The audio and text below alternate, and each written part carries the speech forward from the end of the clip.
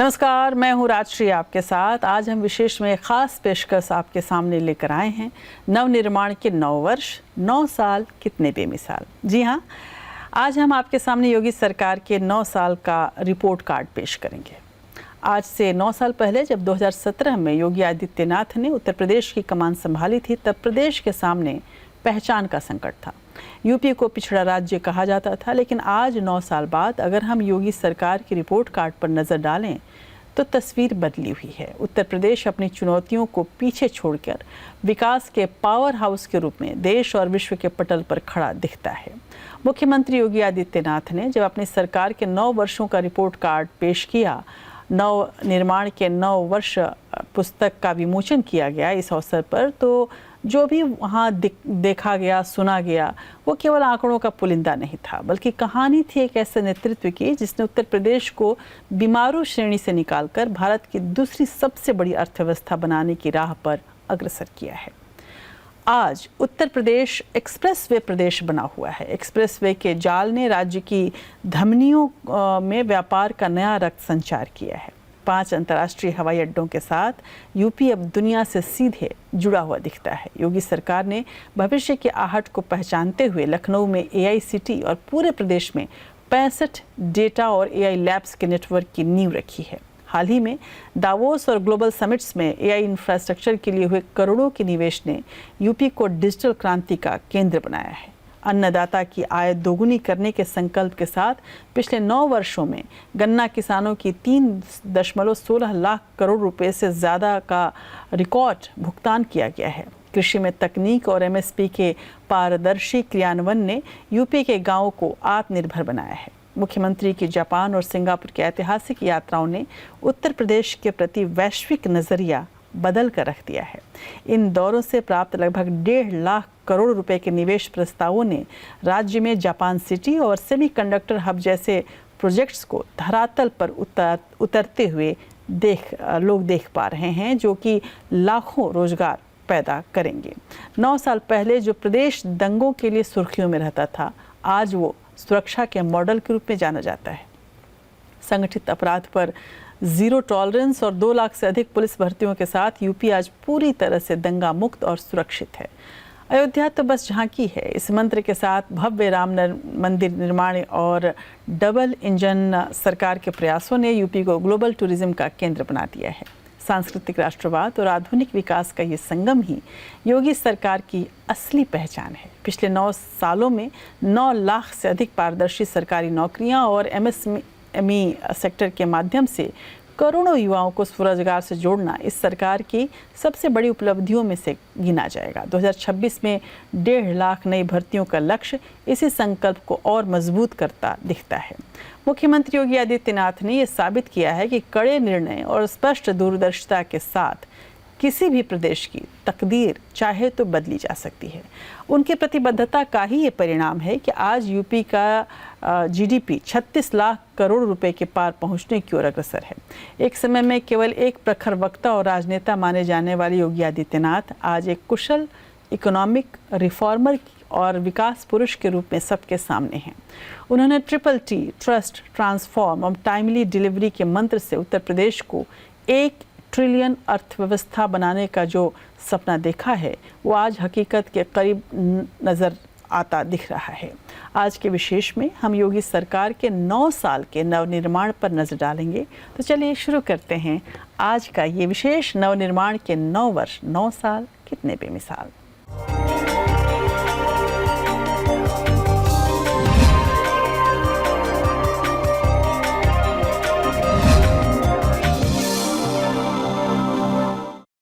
उत्तर प्रदेश के योगी आदित्यनाथ सरकार के 9 साल पूरे हो चुके हैं और इस मौके पर मुख्यमंत्री योगी आदित्यनाथ ने अपनी सरकार की तमाम उपलब्धियां कई मौक़ों पर गिनाते रहे। सीएम योगी ने कहा, ये स्पष्ट किया कि केंद्र और राज्य सरकार प्रधानमंत्री मोदी के विजन को साकार करने के लिए प्रतिबद्ध है और वो ये सुनिश्चित करेंगे कि योजनाएं ज़मीनी स्तर पर लागू हों और लोगों के जीवन में सकारात्मक बदलाव आते रहें। यूपी में कानून व्यवस्था और दंगा मुक्त प्रदेश बनाने की पूरी कोशिश रहेगी, जो कि अभी तक वो सफल रहे हैं और आने वाले समय में और ज़्यादा सुरक्षित यूपी बनेगा। योगी जी ने तो अपना रिपोर्ट कार्ड सबके सामने रख दिया है। अब हम आकलन करेंगे कि कैसा रहा है योगी राज का 9 साल, क्या कुछ हुआ है और क्या कुछ होना अभी बाकी है, कौन सी योजनाएं वाकई धरातल पर उतर चुकी हैं और कौन सी महज किताबों में हैं, कितना विकास हुआ, कहां योगी सरकार फेल हुई है और कहां अच्छे नंबर लाकर सबके सामने खुशी से झूम रही है। तो चलिए हम आने वाले रिपोर्ट्स में ये देखते जाएंगे और शुरुआत करते हैं सबसे पहले उत्तर प्रदेश की उस रिपोर्ट कार्ड के उस बिंदु पर जो सबसे ज़्यादा आजकल चर्चा में है।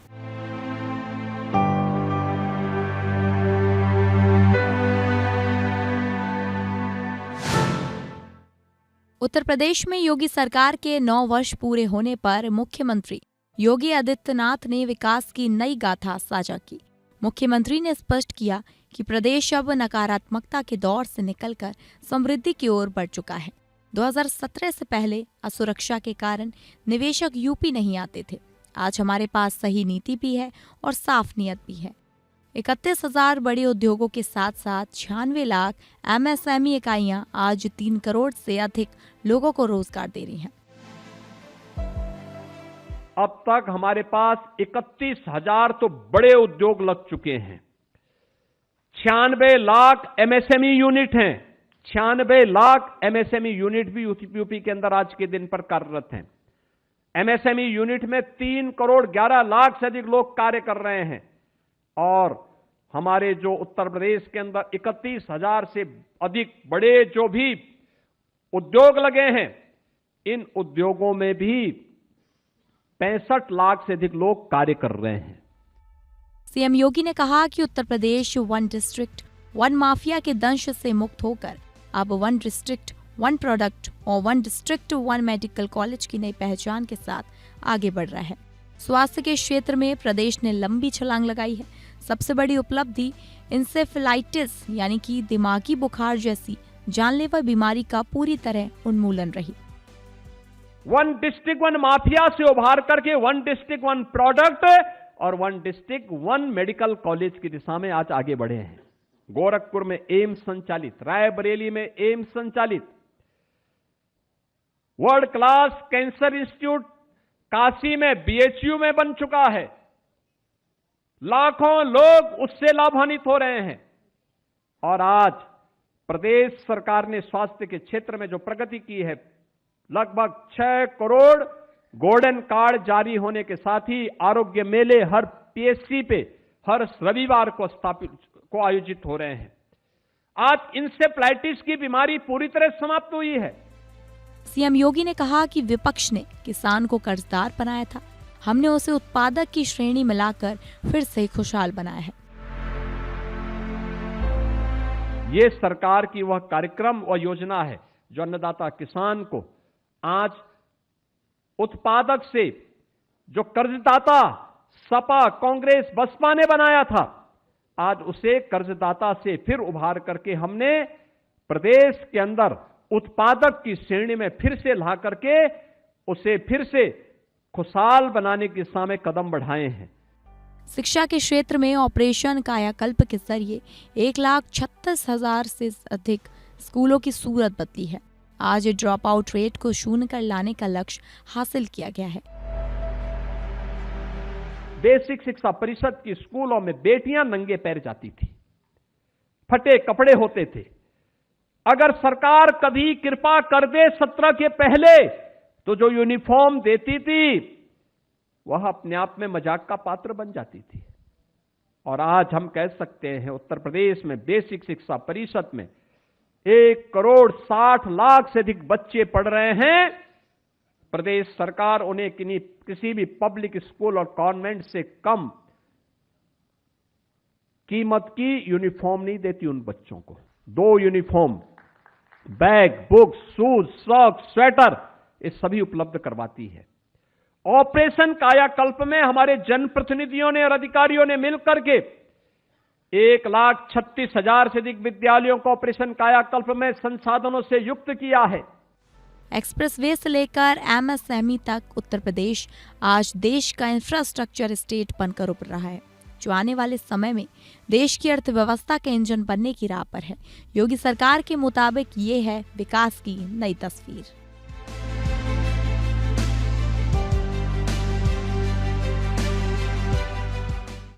भारत का ये वो राज्य है जिसे कभी पिछड़ा माना जाता था, आज दुनिया की बड़ी महाशक्तियों की आंखों का वो तारा है। फरवरी 2026 की तारीखें इतिहास में दर्ज हो चुकी हैं और मुख्यमंत्री योगी आदित्यनाथ ने 7 समंदर पार सिंगापुर और जापान की धरती पर कदम रखा तो मकसद सिर्फ दौरा नहीं था, मकसद था $1 ट्रिलियन की इकोनॉमी के रूप में यूपी को गढ़ना। 4 दिन, 2 देश और 4 लाख करोड़ का निवेश। क्या है योगी का ये सिंगापुर टोक्यो मॉडल? कैसे जापान की तकनीक और सिंगापुर का पैसा यूपी के युवाओं की तकदीर बदल देगा? आज के इस विशेष रिपोर्ट में आप ये ज़रूर देखिए, योगी का मिशन ग्लोबल।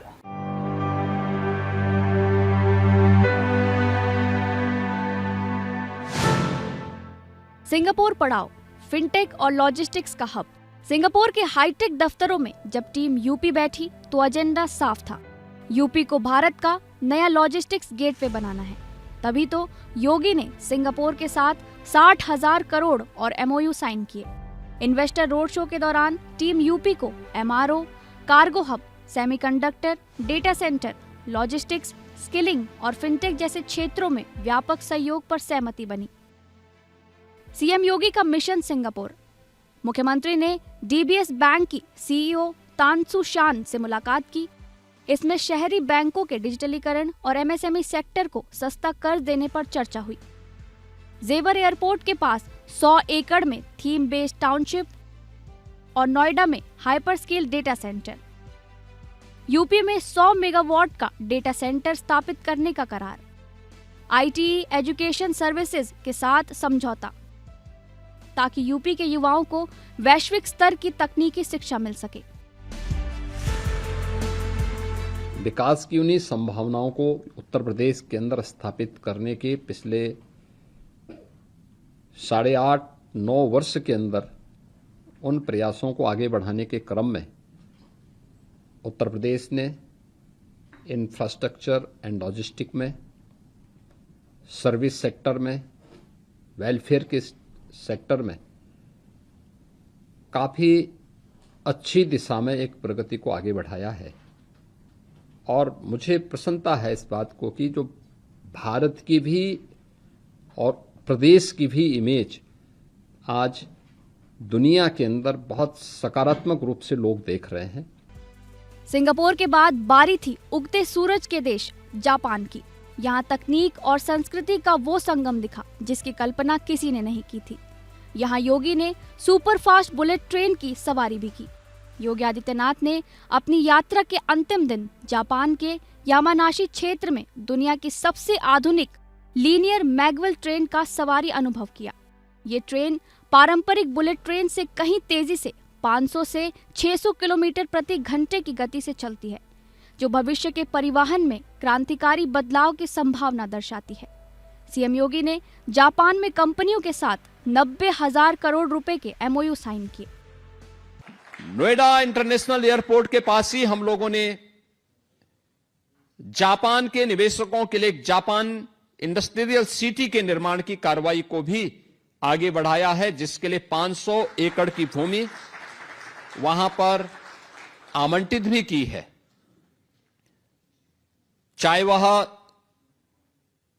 जेवर नोएडा इंटरनेशनल एयरपोर्ट हो या फिर अन्य महत्वपूर्ण एक्सप्रेस हाईवे के पास बनने वाले इंडस्ट्रियल क्लस्टर, इन सब में निवेश की अनंत संभावनाएं हैं।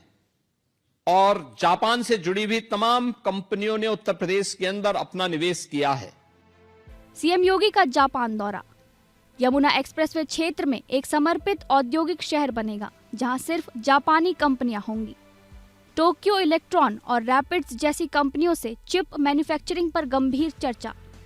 यामानाशी विश्वविद्यालय और IIT कानपुर के सहयोग से यूपी में स्वच्छ ऊर्जा का केंद्र बनेगा।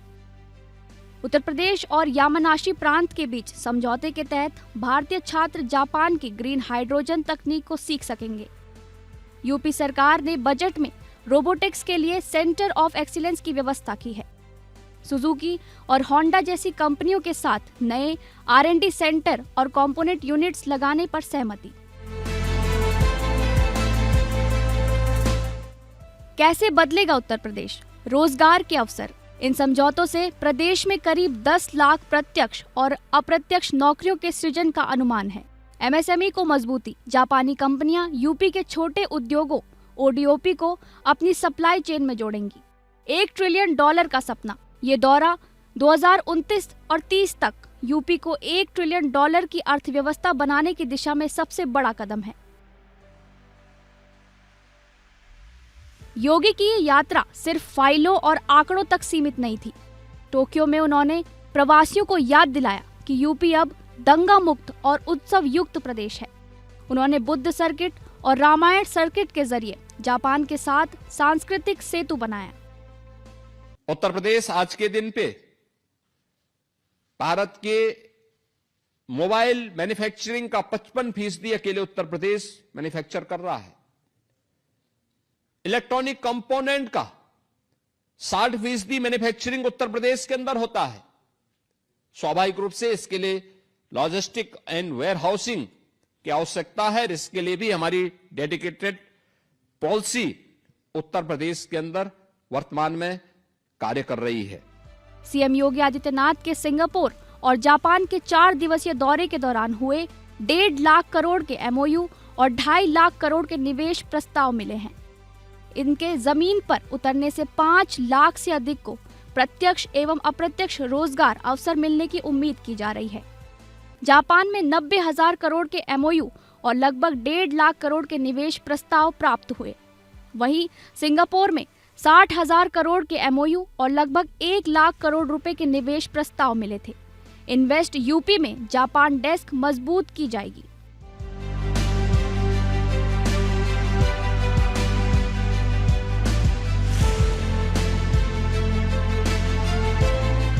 तो सिंगापुर का विजन और जापान की तकनीक अब उत्तर प्रदेश की जमीन पर उतरने को तैयार है। 4 लाख करोड़ का ये निवेश सिर्फ पैसा नहीं है, बल्कि करोड़ों युवाओं का भविष्य माना जाएगा। योगी आदित्यनाथ ने स्पष्ट किया है कि अब यूपी रुकने वाला नहीं है। कुछ लगता भी ऐसा ही है। पिछड़ा और बीमारू राज्य की छवि तोड़कर यूपी ने जो अपनी नई पहचान बनाई है, पिछले कुछ सालों में उत्तर प्रदेश ने एक्सप्रेसवे प्रदेश के रूप में एक नई तस्वीर सबके सामने रखी है। आसमान छूते विमान, दौड़ती मेट्रो, मीलों लंबे एक्सप्रेसवे, योगी सरकार का इंफ्रास्ट्रक्चर मॉडल आज पूरे देश में चर्चा का विषय है। और ये सब कुछ कहाँ तस्वीर बदल रही है, कहाँ क्या कुछ नया दिख रहा है, इस विशेष ग्राउंड रिपोर्ट में आपको भी समझ में आएगा।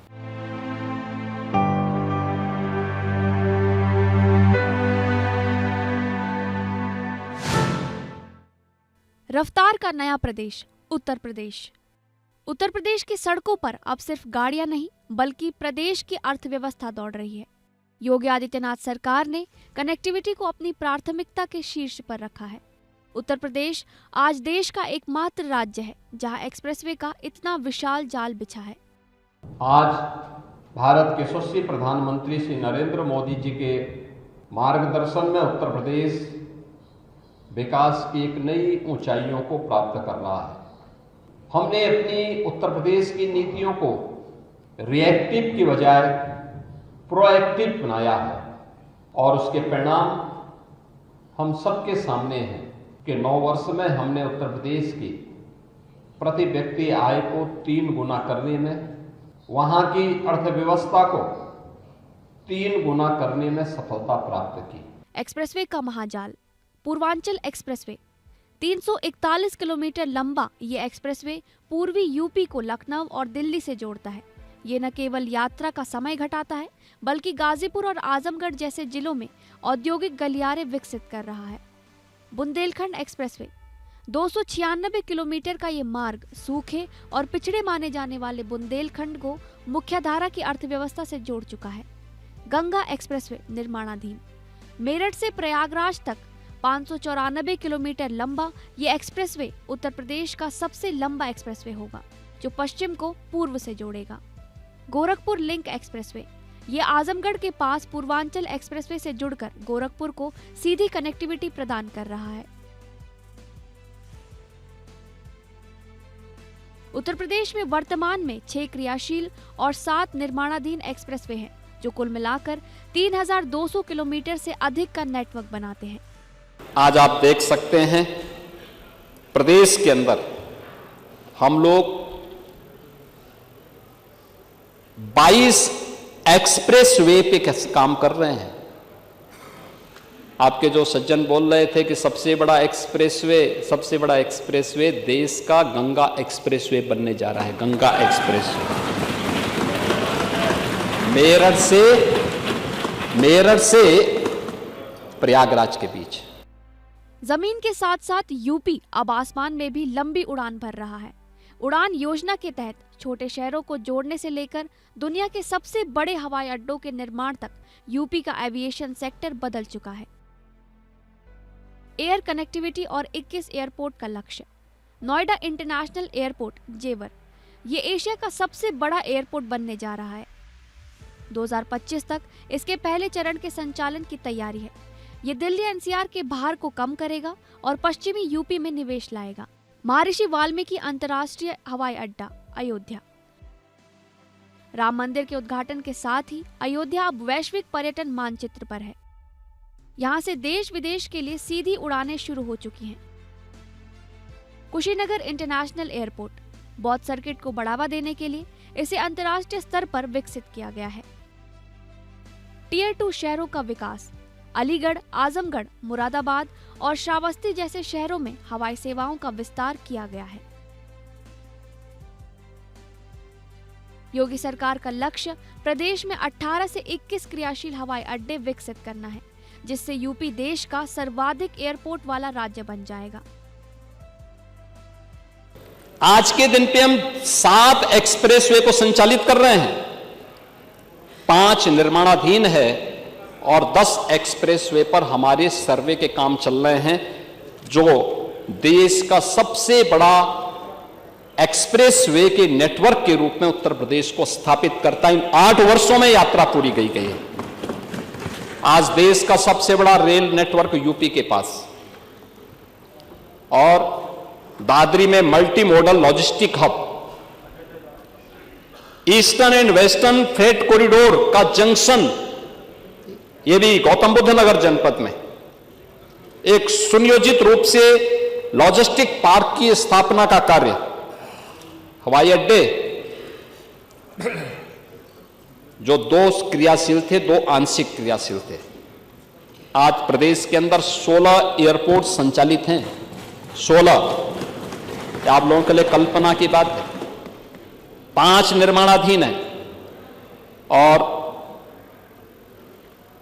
4 इंटरनेशनल एयरपोर्ट इसमें से संचालित हैं, और 5वां इस वर्ष के अंत तक हम लोग तैयार करेंगे, जो जेवर देश का सबसे बड़ा एयरपोर्ट होगा।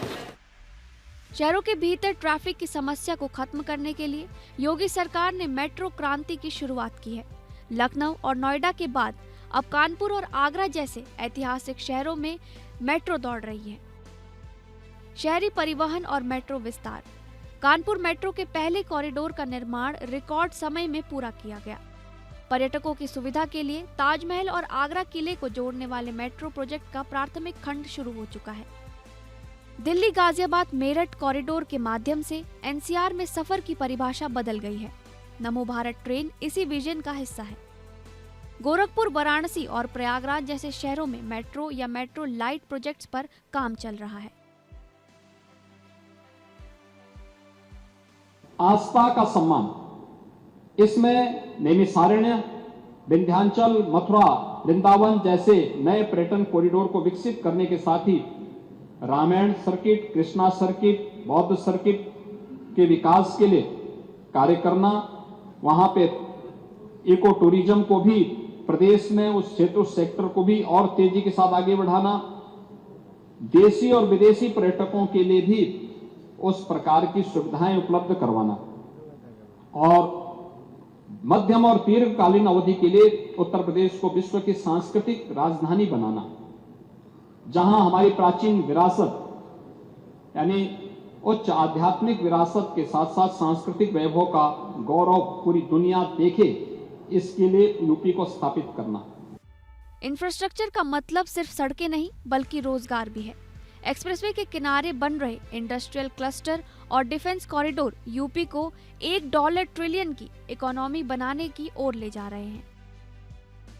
इंडस्ट्रियल क्लस्टर पर मुख्य नीतिगत पहल, defence industrial corridor, Jhansi, Chitrakoot, Kanpur, Lucknow, Agra और अलीगढ़ के 6 नोड्स में रक्षा उपकरणों का निर्माण, multi modal logistic park, Dadri और वाराणसी में परिवहन और भंडारण की आधुनिक सुविधा, बिजली सुधार, ग्रामीण क्षेत्रों में 18 से 20 घंटे और शहरी क्षेत्रों में 24 घंटे बिजली की आपूर्ति सुनिश्चित करना ताकि उद्योग निर्बाध चल सके। बदलता हुआ उत्तर प्रदेश अब केवल नारों में नहीं बल्कि कंक्रीट और डामर की इन सड़कों पर दिखाई देता है। जेवर की जमीन से लेकर कुशीनगर के आसमान तक यूपी ने कनेक्टिविटी के मामले में लंबी छलांग लगाई है। विशेषज्ञों का मानना है कि ये इंफ्रास्ट्रक्चर ही है जो यूपी को भारत का ग्रोथ इंजन बना रहा है।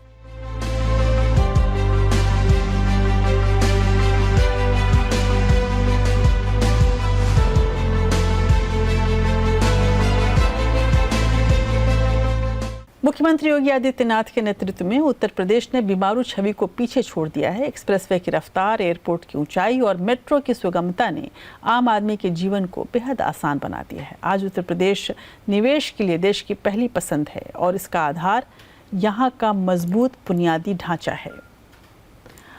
एआई की अगर हम बात करें तो एआई एक और ऐतिहासिक पहल है। एआई के क्षेत्र में जहां योगी सरकार की पहल पर भारत का सबसे बड़ा राज्य अब ग्लोबल टेक हब बनने जा रहा है। मुख्यमंत्री योगी आदित्यनाथ के नेतृत्व में उत्तर प्रदेश ने एक ऐसी छलांग लगाई है जो विकास को तकनीक से जोड़ेगा। खेती, किसानी, उद्योगों के बाद अब उत्तर प्रदेश की पहचान एआई से होने वाली है। सरकार ने बजट में 225 करोड़ का प्रावधान करके उत्तर प्रदेश एआई मिशन का बिगुल फूंक दिया है। इस पहल के तहत लखनऊ में देश की पहली एआई सिटी बनने जा रही है। क्या है ये मिशन और कैसे यूपी के युवाओं की किस्मत बदलेगा और क्या कुछ नया होने वाला है, इस विशेष रिपोर्ट में आप देखिए।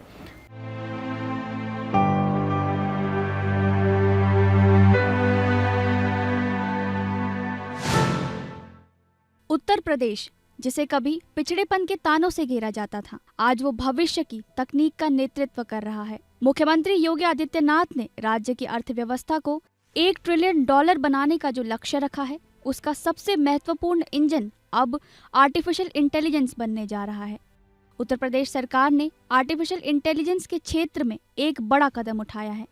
मुख्यमंत्री योगी आदित्यनाथ के नेतृत्व में उत्तर प्रदेश एआई मिशन शुरू किया गया है, जिसका उद्देश्य प्रदेश को तकनीकी और नवाचार के मामले में अग्रणी राज्य बनाना है। इस मिशन के तहत सरकार 65 डेटा और एआई लैब्स स्थापित कर रही है, जिसमें 2000 करोड़ का निवेश किया जा रहा है। इसका लक्ष्य है कि प्रदेश के युवाओं को एआई और डेटा साइंस में प्रशिक्षण दिया जाए और उन्हें रोजगार के अवसर प्रदान किए जाएं। एआई मिशन का उद्देश्य है कि प्रदेश की स्वास्थ्य सेवाओं, शिक्षा, कृषि और गवर्नेंस में सुधार किया जाए। इसके लिए सरकार एआई आधारित सॉल्यूशंस का उपयोग कर रही है, जैसे कि हेल्थ केयर में एआई आधारित डायग्नोस्टिक्स और एग्रीकल्चर में एआई आधारित फसल प्रबंधन। इस मिशन से प्रदेश के युवाओं को रोजगार के नए अवसर मिलेंगे और प्रदेश को वैश्विक स्तर पर एक तकनीकी हब के रूप में स्थापित किया जा सकेगा। लखनऊ के नादरगंज इलाके में अमौसी एयरपोर्ट के करीब 70 एकड़ की जमीन पर एक नया इतिहास लिखा जा रहा है। यहाँ आकार ले रही है भारत की पहली एआई सिटी। ये सिर्फ ईंट और पत्थर की इमारतें नहीं होंगी, बल्कि ये एक ऐसा इकोसिस्टम होगा जहाँ दुनिया की बड़ी टेक कंपनियां, डेटा साइंटिस्ट और सॉफ्टवेयर इंजीनियर मिलकर भविष्य की समस्याओं का समाधान ढूंढेंगे। उत्तर प्रदेश एआई मिशन का मुख्य उद्देश्य राज्य को एआई नियंत्रित और डेटा आधारित विकास की दिशा में अग्रसर करना, तकनीकी रूप से तैयार मानव संसाधन का निर्माण, स्वास्थ्य, कृषि, शिक्षा तथा शासन में एआई के उपयोग को बढ़ावा देना, स्थानीय युवाओं को एआई आधारित रोजगार के अवसर प्रदान करना। ये सभी पहल एक आर्थिक रूपांतरण की कहानी का हिस्सा हैं, जिसमें उत्तर प्रदेश को डिजिटल राज्य के रूप में स्थापित किया जाना है। यानी जो हमारे पास आबादी है, ये कामकाजी है और इसको कार्य चाहिए। उस कामकाजी युवा के लिए एआई की भूमिका क्या हो सकती है, खास तौर पर हमारे स्कूल कॉलेजेस में पढ़ने वाले बच्चों के लिए? तो इसमें हम लोग उनके लिए एआई टूल्स के फ्री वर्जन का उपयोग करने के लिए उनको अब तक पैसे देने की आवश्यकता पड़ेगी, और उत्तर प्रदेश सरकार इस मामले में 25 लाख उत्तर प्रदेश के नौजवानों को एआई वर्जन को फ्री में उपलब्ध करवाने की दिशा में एक बड़ी कार्य योजना के साथ कार्य करेगी। यह उत्तर प्रदेश के नौजवानों के लिए हम लोग एक नई कार्यक्रम की घोषणा करने जा रहे हैं, और इस दिशा में उच्च मांग वाले जो हमारे क्षेत्र हैं, इसके लिए जो उनका स्किल डेवलपमेंट के लिए जो हम कार्य करेंगे, इसमें एआई है, डेटा साइंस का है, रोबोटिक्स का है, मशीन लर्निंग का है, ड्रोन टेक्नोलॉजी का है। इन सभी के अनुरूप कार्य में उसको पारंगत बनाने के लिए सरकार इस दिशा में कार्य करेगी। मिशन का ब्लूप्रिंट। इस मिशन के तहत सरकार ने जो रोड मैप तैयार किया है, उसके मुख्य स्तंभ कुछ इस प्रकार हैं। उत्तर प्रदेश एआई मिशन के लिए 225 करोड़ का शुरुआती बजट आवंटित किया गया है। अगले 3 वर्षों में हेल्थ केयर जैसे क्षेत्रों में एआई के उपयोग के लिए 2000 करोड़ के प्रोजेक्ट्स प्रस्तावित हैं। 70 एकड़ में फैली ये सिटी 2 फेज में विकसित होगी। इसमें 60% हिस्सा कोर टेक्नोलॉजी के लिए और 40% हिस्सा रहने और कमर्शियल सुविधाओं के लिए होगा। युवाओं को इंडस्ट्री रेडी बनाने के लिए 49 औद्योगिक प्रशिक्षण संस्थानों में एआई लैब स्थापित की जा रही हैं। इसके लिए केंद्र में इंडिया एआई मिशन के साथ 32.82 करोड़ का सहयोग लिया गया है। लखनऊ और नोएडा जैसे शहरों में डेटा लैब्स और एआई सेंटर ऑफ एक्सीलेंस बनाए जाएंगे, जहां स्टार्टअप्स को रिसर्च और इनोवेशन के लिए विश्व स्तरीय सुविधाएं मिलेंगी। इस महत्वाकांक्षी योजना के जरिए 25 लाख युवाओं को एआई, रोबोटिक्स और वर्चुअल रियलिटी जैसी भविष्य की तकनीकों में प्रशिक्षित करने का लक्ष्य है। डिजिटल युग में सुरक्षा को देखते हुए लखनऊ में 95 करोड़ की लागत से एक आधुनिक साइबर सिक्योरिटी ऑपरेशन सेंटर भी बनाया जा रहा है। इस मिशन का सबसे बड़ा असर उत्तर प्रदेश के युवाओं पर पड़ने वाला है। अब तक यूपी के होनहार युवाओं को नौकरी के लिए बैंगलोर, हैदराबाद या पुणे का रुख करना पड़ता था, लेकिन अब एआई सिटी और एआई लैब्स के माध्यम से रोजगार के हजारों नए अवसर घर के पास ही पैदा होंगे। आईटीआई के छात्रों से बात करने पर उनकी आंखों में एक अलग चमक दिखती है। अब वे सिर्फ वेल्डिंग या मैकेनिक का काम नहीं सीख रहे, बल्कि वे मशीन लर्निंग और डेटा एल्गोरिदम की भाषा समझ रहे हैं। एआई के माध्यम से उनको उपयोगी रूप से सहयोग कर सकते हैं और उसके माध्यम से अपना एक अच्छा कार्य कर सकते हैं, और यूपी के युवाओं के लिए ई कॉमर्स और सप्लाई चेन प्रबंधन में भी यह एक बड़ी भूमिका का निर्वहन कर सकते हैं। और उत्तर प्रदेश सरकार इसके लिए अपने युवाओं को काफ़ी इसमें उनके स्किल डेवलपमेंट के लिए और उनको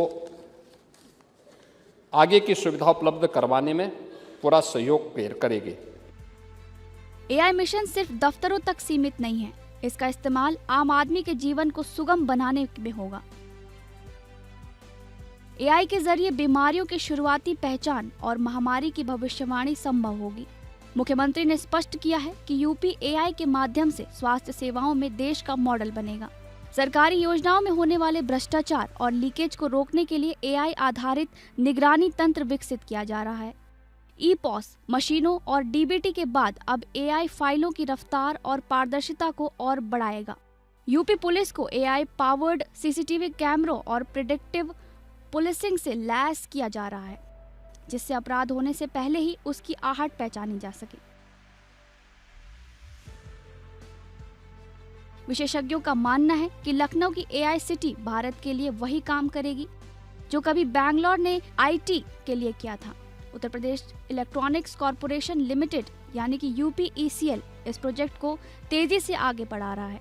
यहाँ डेटा सेंटर्स होंगे, हाई परफॉर्मेंस कंप्यूटिंग इंफ्रास्ट्रक्चर होगा और विश्व स्तरीय ऑफिस स्पेस होगा।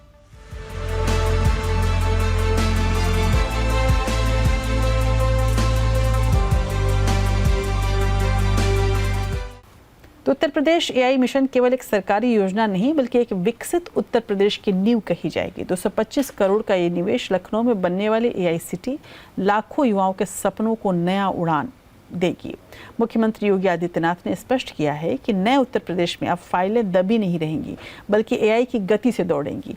आने वाले समय में अब यूपी का युवा ग्लोबल वर्कफोर्स का हिस्सा बनेगा। तब इस एआई मिशन की असली कामयाबी हम सबके सामने आएगी। और एआई ही नहीं, एक और ए है जो यूपी में बहुत असर डालेगा और वो है एग्रीकल्चर। भारत की आत्मा गाँव में बसती है। उत्तर प्रदेश जैसे विशाल राज्य की अर्थव्यवस्था की रीढ़ यहाँ का किसान ही है।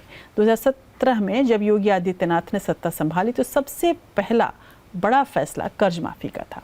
आज 2026 के पायदान पर खड़े होकर जब हम पीछे मुड़कर देखते हैं तो सरयू नहर परियोजना जैसी दशकों पुरानी फाइलों का पूरा होना और गन्ना किसानों का रिकॉर्ड भुगतान एक नए कृषि क्रांति की गवाही तो जरूर देते हैं।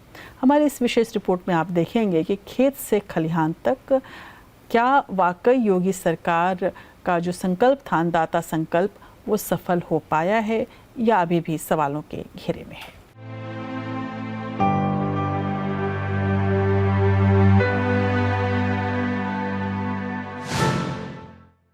योगी सरकार किसानों की तकदीर बदल रहा है।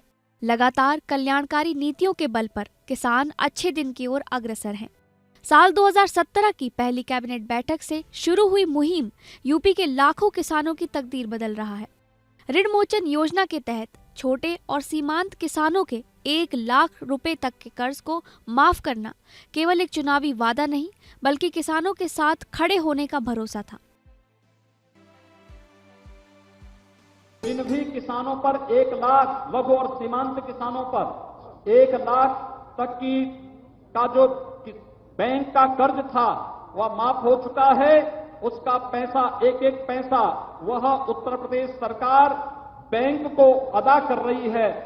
पहली बार प्रदेश के मुख्यमंत्री के रूप में मैंने सभी बैंकर्स की बैठक स्वयं लेकर के उन्हें स्पष्ट कर दिया है कि किसी भी किसान भाई के पास कोई नोटिस नहीं पहुंचनी चाहिए।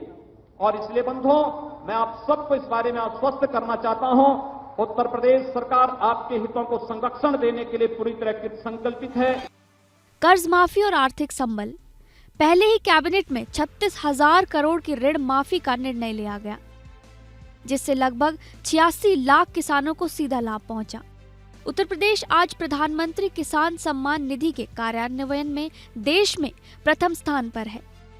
अब तक 2.62 करोड़ से अधिक किसानों के खातों में 63,000 करोड़ से अधिक की राशि डीबीटी के माध्यम से भेजी जा चुकी है। नवीनतम बजट में कृषि और संबद्ध सेवाओं के लिए कुल बजट का 11% हिस्सा आवंटित किया गया है, जो ग्रामीण अर्थव्यवस्था को गति देने के लिए प्रतिबद्ध है। खेत को पानी, किसान को जवानी। दशकों तक जो परियोजनाएं लाल फीताशाही की भेंट चढ़ी रहीं, उन्हें योगी सरकार ने मिशन मोड में पूरा किया। इसमें सबसे बड़ा नाम है सरयू नहर राष्ट्रीय परियोजना। सिंचाई परियोजनाओं का कायाकल्प। 1978 में शुरू हुई सरयू नहर परियोजना को योगी सरकार ने मात्र 4 वर्षों के सक्रिय प्रयास से दिसंबर 2021 में पूरा किया। सरयू नहर परियोजना से 5 नदियों घाघरा, सरयू, राप्ती, बाणगंगा और रोहिणी को जोड़ा गया।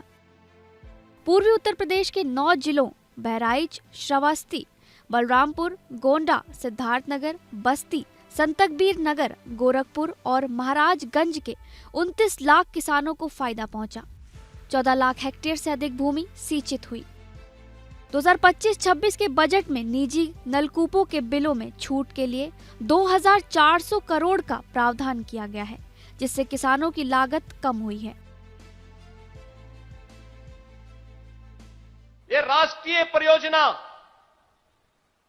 1972 में इस योजना को सहमति मिली थी और 1972 में मेरा जन्म भी हुआ।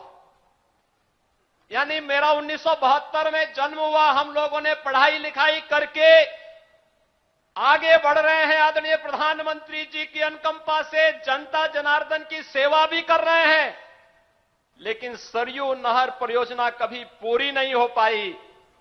लेकिन इन सपनों को भी पंख लगाया तब जब 2015 में प्रधानमंत्री कृषि सिंचाई की योजना बनी। किसान की मेहनत का असली मोल तब मिलता है जब उसकी फसल सही दाम पर बिके। योगी सरकार ने बिचौलियों के जाल को तोड़कर न्यूनतम समर्थन मूल्य यानी कि एमएसपी को सीधे किसान की जेब तक पहुंचाया है। रिकॉर्ड खरीद और गन्ना भुगतान। पिछले 8 वर्षों में गन्ना किसानों को 2.90 लाख करोड़ से अधिक का भुगतान किया गया है। ये राशि पिछले 22 वर्षों के कुल भुगतान से भी अधिक है। 2025-26 के पेराई सत्र के लिए गन्ने का मूल्य 400 प्रति क्विंटल कर दिया गया है। धान और गेहूं की खरीद के लिए ऑनलाइन पंजीकरण और 48 घंटे के भीतर भुगतान सुनिश्चित किया गया है। स्मार्ट गन्ना किसान सिस्टम के माध्यम से पर्ची की व्यवस्था पूरी तरह डिजिटल कर दी गई है, जिससे बिचौलियों का अंत हुआ है। 1996 से 2017 तक 21-22 वर्षों में अन्नदाता किसानों को जितना गन्ना मूल्य का भुगतान नहीं हुआ था, हमने मात्र 8 वर्ष में उससे भी ज्यादा लगभग 75,000 करोड़ उससे भी अधिक धनराशि हमने अन्नदाता किसानों के खाते में डाला है। आज आप देख रहे होंगे उत्तर प्रदेश के अंदर किसान समृद्धि की ओर अग्रसर हुआ है। और अभी हाल ही में हम लोगों ने कहा कि भाई हर बार ये मांग होती है गन्ना का दाम बढ़ाया जाए, पैसा बढ़ता 5 रुपया 7 रुपया। हमने कहा एक साथ इतना पैसा बढ़ाओ कि सबका मुंह बंद हो जाए।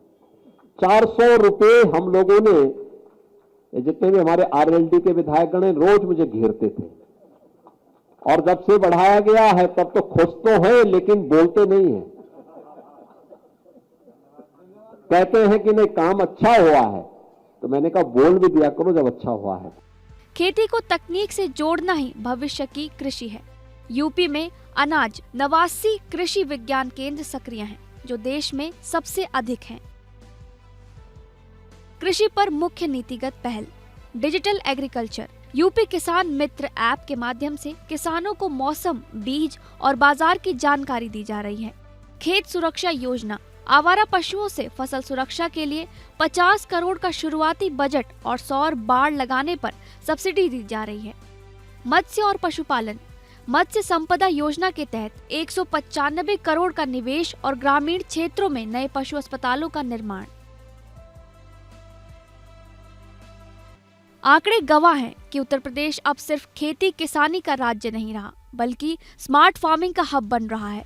बांदा से लेकर बलिया तक और सहारनपुर से लेकर सोनभद्र तक सिंचाई की सुविधाएं और सीधी सब्सिडी ने किसान के जीवन में स्थायित्व लाया है। हालांकि चुनौतियां अभी भी हैं, लेकिन सरकार की मंशा और बजट का फोकस साफ तौर पर ग्रामीण भारत की ओर मुड़ा हुआ है।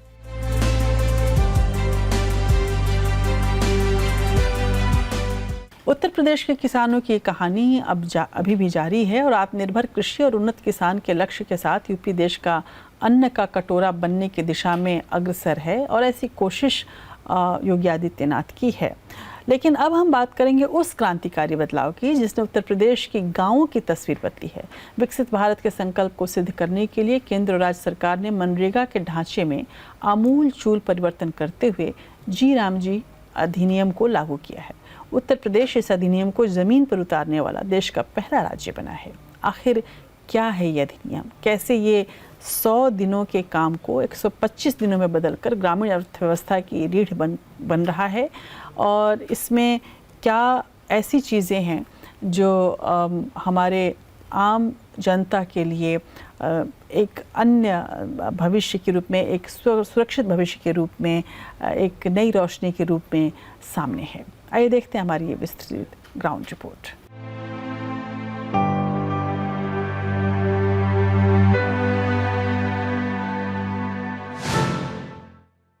उत्तर प्रदेश के गांव में आज नई ऊर्जा है। वह पुरानी सुस्ती और पेमेंट के इंतजार वाली हताशा अब बीते कल की बात हो गई है। जी राम जी अधिनियम ने न केवल मनरेगा का स्थान लिया है, बल्कि ग्रामीण विकास की परिभाषा को ही बदल दिया है।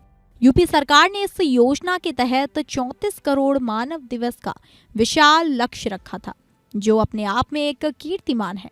विकसित भारत जी राम जी अधिनियम 2025 मनरेगा का आधुनिक और कानूनी रूप है जो 1 अप्रैल 2026 से प्रभावी होने के लिए तैयार है। यह योजना ग्रामीण रोजगार और बुनियादी ढांचे को मजबूत करने के लिए 125 दिनों के रोजगार की गारंटी, साप्ताहिक भुगतान और बायोमेट्रिक उपस्थिति जैसी पारदर्शी तकनीकों के साथ लाई गई है, जिसे सीएम योगी आदित्यनाथ ने ग्रामीण विकास के लिए एक ऐतिहासिक कदम बताया है। अभी हाल ही में संसद के शीतकालीन सत्र में आदरणीय प्रधानमंत्री जी ने विकसित भारत की संकल्पना को आगे बढ़ाने के लिए देश की आधारभूत इकाई ग्रामीण क्षेत्र में अस्थायी इंफ्रास्ट्रक्चर और रोजगार सृजन के लिए जो महत्वपूर्ण कदम उठाए हैं, वह एक नए अधिनियम के रूप में, जिसमें विकसित भारत गारंटी फॉर रोजगार एवं आजीविका मिशन ग्रामीण एक्ट 2025, इस बात को लेकर के एक महत्वपूर्ण अधिनियम पारित हुआ है जो भारत के ग्रामीण विकास की दिशा से एक मील का पत्थर साबित होने जा रहा है। पहले जहां साल में केवल 100 दिन के काम की गारंटी थी, अब इसे बढ़ाकर 125 दिन कर दिया गया है। यानी अब संकट के समय ग्रामीणों के पास 25 दिन का अतिरिक्त सहारा है। सबसे बड़ा सुधार भुगतान प्रणाली में है। अब मजदूरों को महीनों इंतजार नहीं करना पड़ता, हर हफ्ते उनके खाते में सीधे पैसे ट्रांसफर हो रहे हैं। अब केवल गड्ढे नहीं खोदे जा रहे, बल्कि गांव में स्थायी संपत्तियां जैसे चेक डैम, सामुदायिक केंद्र और आधुनिक पंचायत घर बनाए जा रहे हैं। मुख्यमंत्री के नेतृत्व में उत्तर प्रदेश ने इस एक्ट को लागू करने में बाजी मारी है। राज्य ने इसके लिए एक डिजिटल डैशबोर्ड तैयार किया है, जहां हर एक ईंट और हर एक श्रमिक की हाजिरी की रियल टाइम मॉनिटरिंग होती है। बीपी जी राम जी एक्ट 2025 एक पारदर्शी प्रक्रिया, रोजगार सृजन की अधिक गारंटी और ग्रामीण इंफ्रास्ट्रक्चर में वृद्धि करने के लिए एक महत्वपूर्ण अधिनियम पारित हुआ है और ये विकसित भारत की आधारशिला बनेगी।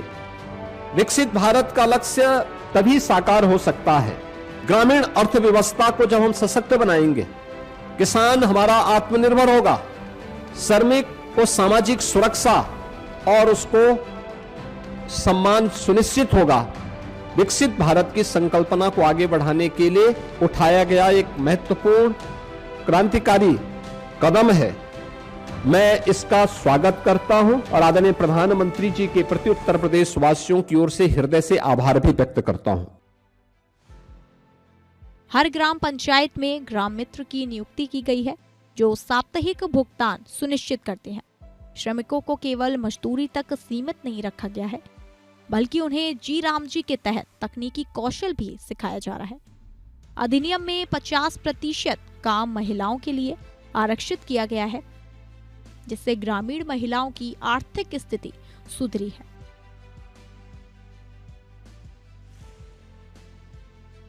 विकसित भारत का रास्ता उत्तर प्रदेश के इन्हीं गांवों से होकर गुजरता है।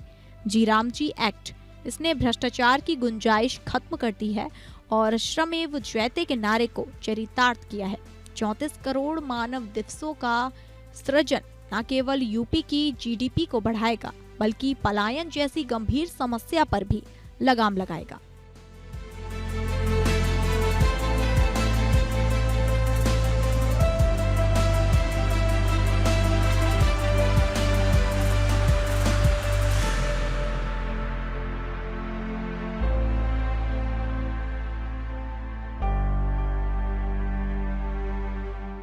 तो स्पष्ट है कि जी राम जी अधिनियम ने ग्रामीण भारत के आत्मविश्वास को एक नई उड़ान दी है।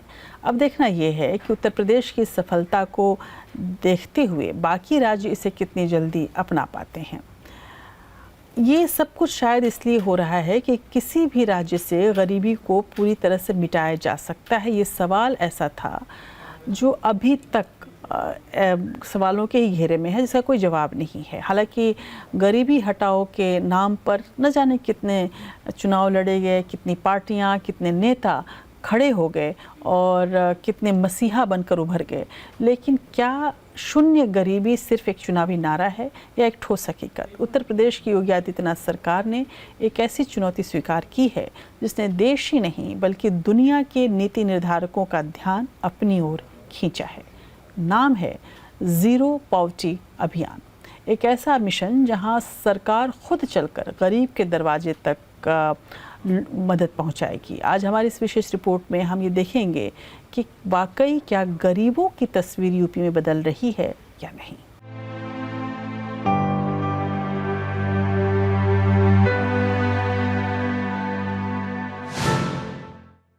उत्तर प्रदेश सरकार जीरो पॉवर्टी अभियान के तहत गरीब परिवारों को चिन्हित कर उनकी आय बढ़ाने में जुटी है। गरीब परिवारों को आवास, शिक्षा, स्वास्थ्य और रोजगार जैसी योजनाओं का लाभ देकर उन्हें गरीबी मुक्त बनाने का लक्ष्य है। अक्सर सरकारें योजनाएं बनाती हैं और लोग दफ्तरों के चक्कर काटते हैं, लेकिन यहाँ कहानी उल्टी है। जीरो पॉवर्टी अभियान के तहत तकनीक और जमीनी सत्यापन का एक अनूठा संगम देखने को मिल रहा है। सरकार ने इस अभियान को कागजों से निकालकर सीधे ग्राम पंचायतों तक पहुंचाया है। मिशन का मुख्य ढांचा, कैसे हो रही है पहचान। हर ग्राम पंचायत से 10 से 25 सबसे गरीब परिवारों की पहचान की जा रही है। लक्ष्य है कि उत्तर प्रदेश की सभी 57,695 ग्राम पंचायतों के अति निर्धन परिवारों तक सीधे पहुंचा जाए। ZeroPoverty.in पोर्टल और मॉप अप जैसे मोबाइल ऐप्स के जरिए एक एक लाभार्थी की प्रगति को ट्रैक किया जा रहा है। इस अभियान की सबसे बड़ी खूबी है गारंटीड स्किलिंग प्रोग्राम। सरकार ने तय किया है कि जिस घर में कोई नौकरी नहीं है उस परिवार के मुखिया को प्रशिक्षित किया जाएगा। स्टार्टअप और इनोवेशन के लिए यह हब की स्थापना और इसमें गवर्नमेंट के अप्रोच को आगे बढ़ाने के लिए क्या शिक्षा के क्षेत्र में, क्या स्वास्थ्य के क्षेत्र में, क्या एग्रीकल्चर के क्षेत्र में, इन सब पर हम लोग नए स्टार्टअप को भी स्थापित करने के दिशा में कार्य करेंगे। अभियान के क्रांतिकारी प्रभाव। सरकार का लक्ष्य है कि हर चिन्हित परिवार की वार्षिक आय कम से कम 1.25 लाख से 1.50 लाख तक पहुंच जाए। उत्तर प्रदेश कौशल विकास मिशन के तहत 1000 से अधिक ट्रेनिंग पार्टनर्स के जरिए प्रमुख क्षेत्रों में ट्रेनिंग दी जा रही है। प्रशिक्षण के बाद निजी क्षेत्र की बड़ी कंपनियों के साथ समन्वय कर 18,400 प्रति माह तक की नौकरी सुनिश्चित की जा रही है। आवास, शौचालय, बिजली कनेक्शन, उज्ज्वला गैस जैसी 8 प्रमुख योजनाओं का लाभ एक ही जगह सुनिश्चित करता है। योगी सरकार का ये प्रहार, गरीबी होगी अब आर पार।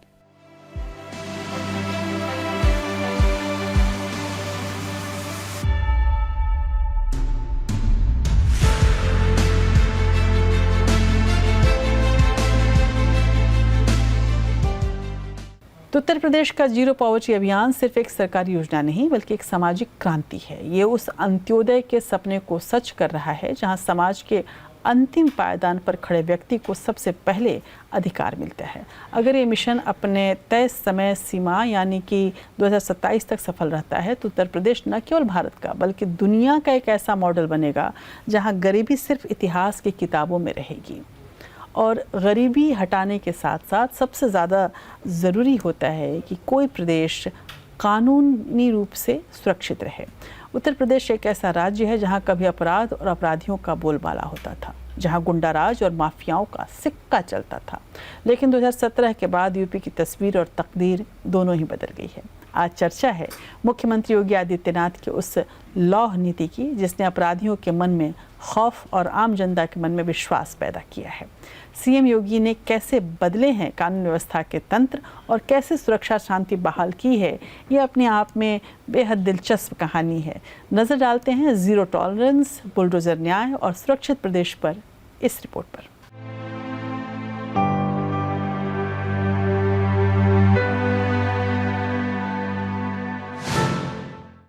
उत्तर प्रदेश की सियासत में बुलडोजर अब सिर्फ एक मशीन नहीं बल्कि सुशासन का प्रतीक बन चुका है।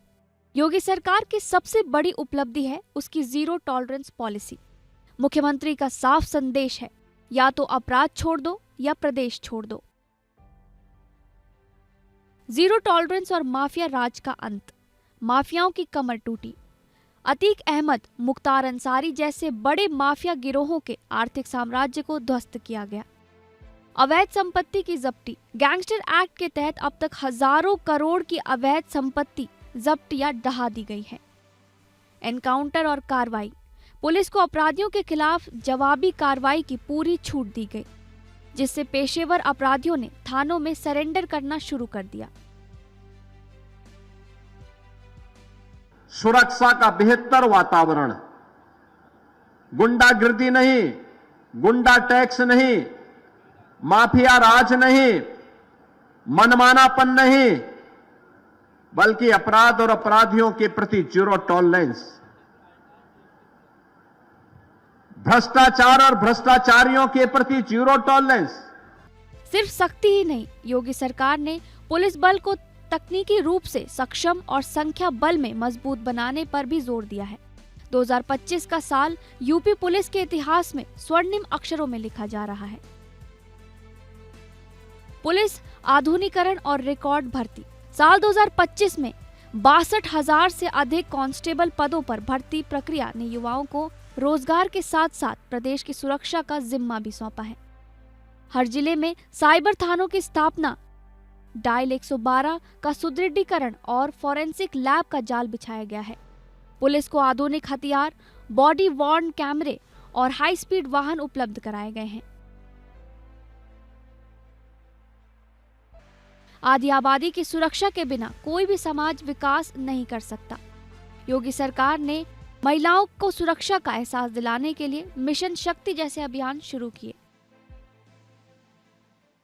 एक कैनपेक इंडिया लिमिटेड के द्वारा भी यहां पर 1300 करोड़ रुपए के निवेश के प्रस्ताव यहां इसी जनपद के लिए तैयार होने जा रहे हैं। इसके साथ ही UB Beverage India private limited के द्वारा भी 2200 करोड़ रुपए का निवेश का यहां पर प्रस्तावित किया गया है और ओम लॉजिस्टिक लिमिटेड के द्वारा भी 150 करोड़ रुपए के यहां पर निवेश के प्रस्ताव भी प्रारंभ किए गए हैं। महिला सुरक्षा के कड़े इंतजाम। स्कूल कॉलेजों के बाहर मंचलों पर नकेल कसने के लिए एंटी रोमियो स्क्वाड के विशेष दस्ते का गठन किया गया। महिलाओं की शिकायतों को संवेदनशीलता से सुनने के लिए हर तहसील और महत्वपूर्ण चौराहों पर पिंक बूथ बनाए गए। प्रमुख शहरों को सीसीटीवी कैमरों से लैस किया गया है ताकि छेड़खानी और अपराध पर तुरंत कार्रवाई हो सके। कहते हैं कि निवेश वहीं आता है जहां शांति होती है। आज अगर यूपी ग्लोबल इन्वेस्टर्स समिट के जरिए लाखों करोड़ का निवेश आकर्षित कर रहा है तो उसका श्रेय यहाँ की बेहतर कानून व्यवस्था को जाता है। देश के अंदर जब प्रधानमंत्री मोदी जी का यशस्वी नेतृत्व प्राप्त हुआ, आज हम नए बदलते हुए भारत को देख रहे हैं। तो बदलते हुए भारत में उत्तर प्रदेश अपने आप को पीछे नहीं कर सकता है और उत्तर प्रदेश ने भी तेजी के साथ भारत के बदलाव के साथ अपने आप को तैयार किया।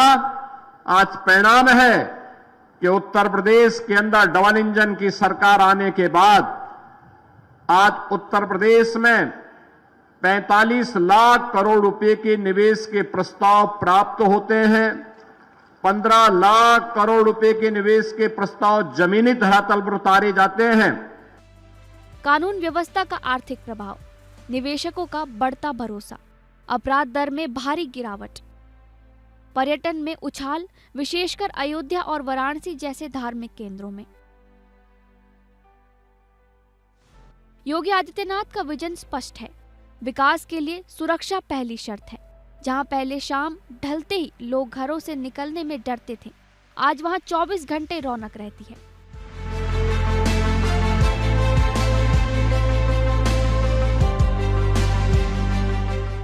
उत्तर प्रदेश में कानून व्यवस्था अब केवल कागजों पर नहीं बल्कि धरातल पर है। अपराधियों के खिलाफ कठोरता और आम नागरिकों के प्रति संवेदनशीलता, यही योगी सरकार का यूपी मॉडल की पहचान है। 2025 तक पहुंचते पहुंचते यूपी पुलिस न केवल देश की सबसे बड़ी फोर्स बन चुकी है बल्कि सबसे आधुनिक भी। तो कुल मिलाकर ये कहा जा सकता है कि योगी सरकार के 9 वर्षों को सख्ती, बुनियादी ढांचे और सांस्कृतिक पुनरुद्धार के त्रिकोण पर देखा जाएगा। सरकार ने बीमारू राज्य की छवि को तोड़कर उत्तर प्रदेश को देश की दूसरी सबसे बड़ी अर्थव्यवस्था बनाने की दिशा में ठोस कदम उठाए हैं।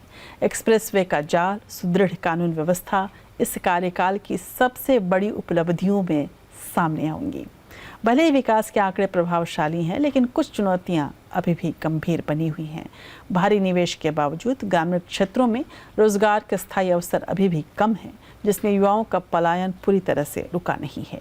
आलोचकों का तर्क है कि त्वरित न्याय या बुलडोजर कार्रवाई की प्रक्रिया में कभी कभी कानूनी प्रक्रियाओं और मानवाधिकारों को दरकिनार किया गया है। बुनियादी ढांचे पर ध्यान देने के साथ साथ प्राथमिक शिक्षा और ग्रामीण स्वास्थ्य केंद्रों की गुणवत्ता में सुधार की गति अभी भी मांग के अनुरूप धीमी है। कुल मिलाकर योगी सरकार के 9 साल यूपी के लिए साहसिक निर्णयों का काल रहा है, इसमें कोई शक नहीं।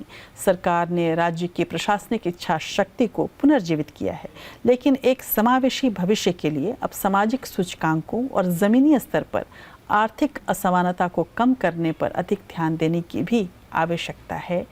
ये भी एक बड़ी सच्चाई है। लेकिन जो अभी तक का रिपोर्ट कार्ड पेश हुआ है, उससे इस बात का यकीन तो है कि यदि किसी भी राज्य में अगर सरकार चाहे तो उस राज्य की तस्वीर ज़रूर बदली जा सकती है। तो आज विशेष में इतना ही। अगले हफ्ते फिर आपके सामने होंगे एक नई तस्वीर के साथ, एक नई कहानी के साथ, एक नई आलोचना के साथ। नमस्कार।